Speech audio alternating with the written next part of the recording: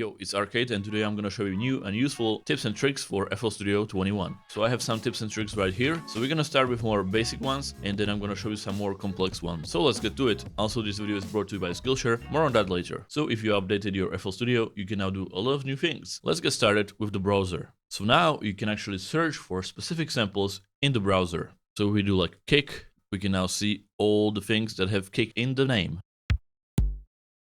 Also, when you click tags, you can choose what type of thing you are looking for example, just samples, and now you will see only samples. If you are wondering why my search bar is on top instead of the bottom, you can change that right here. Just click this button and choose search box on top. Another thing is you have this preview here, and you can listen from a specific point in the sample. So if you just want to listen to a specific part of the sample, for example, the second part, just hold shift and click where you want to start listening from.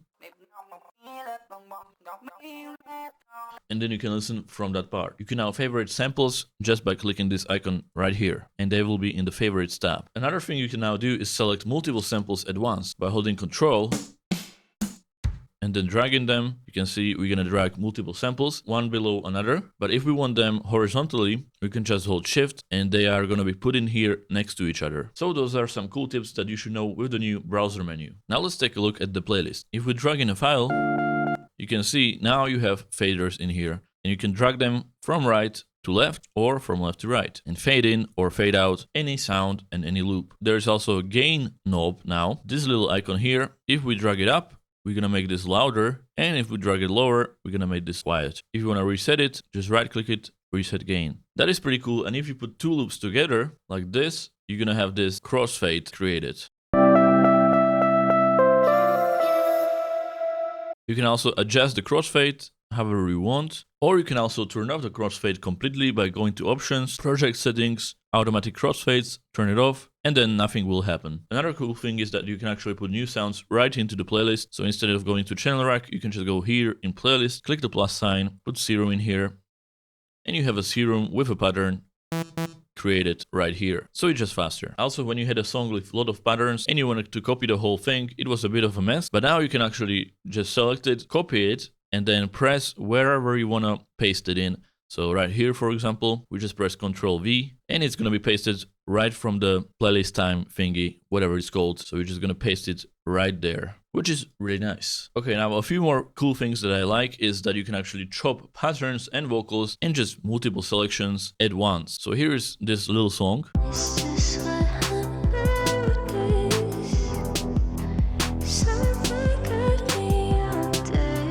So you can see we have some automations, we have some patterns, we have some loops, and you can now just select them all by holding Control and selecting, and click on one of them, choose chop, and you can choose how you want to chop them. And now it's chopped up all of these at once at the same rate, pretty much.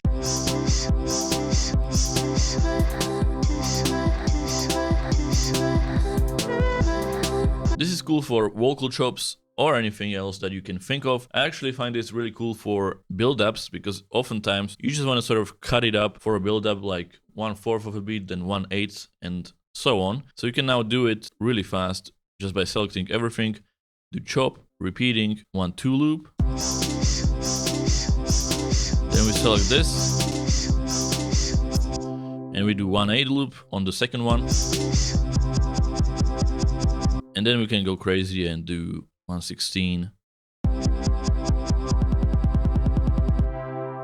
This is not the greatest example of that, but you can now do build-ups really easily by chopping up all of the samples and patterns at once. I think there's many ways to get creative with this, so that's up to you now. So these are some great FL Studio 21 tips, but if you want to learn more about FL Studio and music production in general, then check out our sponsor today, which is Skillshare. Skillshare is a platform where you can learn a wide variety of new skills, including more about music. So there are tons of classes on music production, and these are not like short YouTube videos. These classes teach you a lot more and explain everything in detail. So whether you want to learn more about music theory, learn how to get more streams on Spotify, or learn more about FL Studio, Skillshare has it all. You can also search for for a specific thing like FL Studio, and then you're gonna have tons of classes that teach you about FL Studio. Right now, I would recommend this class by Chester Sky, Music Producer Masterclass, Make Electronic Music with FL Studio. This is an excellent class for anyone who wants to learn about FL Studio from start to finish, and it's especially good for people who are trying to make EDM music. There's 45 lessons, and he talks about a lot of important topics. For example, this one, where you will learn how to make vocal chops. So yeah, a really cool class. Now, if you want to get access to this class or any other class on Skillshare, then check out the link in the description below.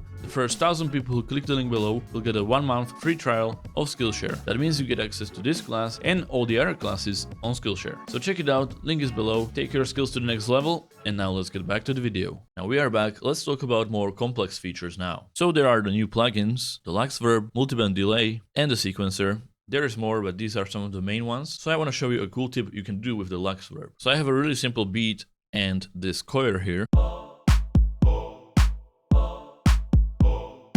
And what I want to do is create reverb on the choir, but have it controlled by the kick. So all you need to do is go to insert 1, which is my kick on insert 1, and go under insert 6, which is my choir. While insert 1 is selected, right click here under insert 6 and choose sidechain to this track. Now go back to insert 6 and put LuxeVerb in there.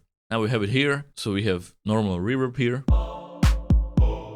which is already better, but we can actually change this to the sidechain reverb. So just right click on the sidechain, select insert 1, which is the kick, and enable it.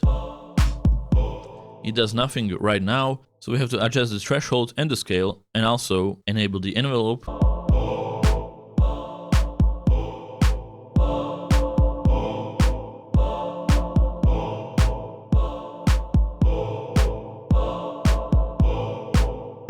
Find the sweet spot, and now you can see every time the kick hits, the reverb is lowered, but every time the kick is not playing, the reverb goes up.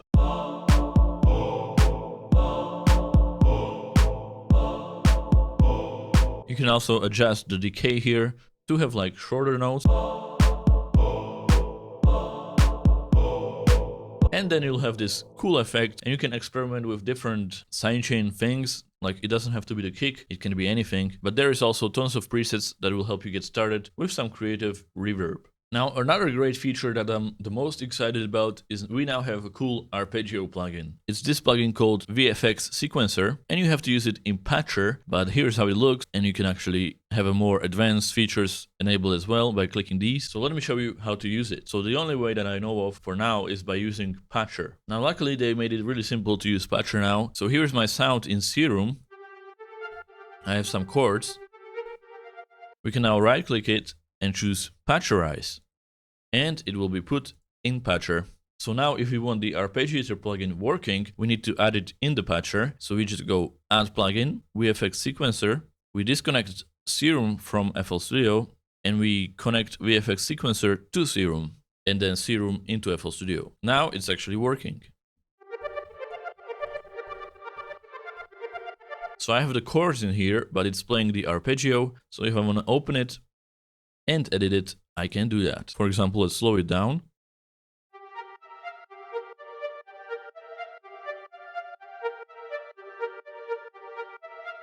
And we can adjust the notes in the arpeggio. So number 1 is the first note and number 5 is the last note or the 5th note.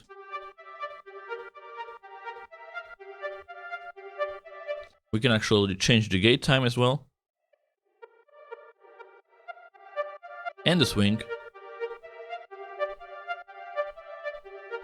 We have many sync times and all of the things that you need in an arpeggio, and we can actually edit every specific note separately as well. Okay, so now we have it working and we can preview it in the song.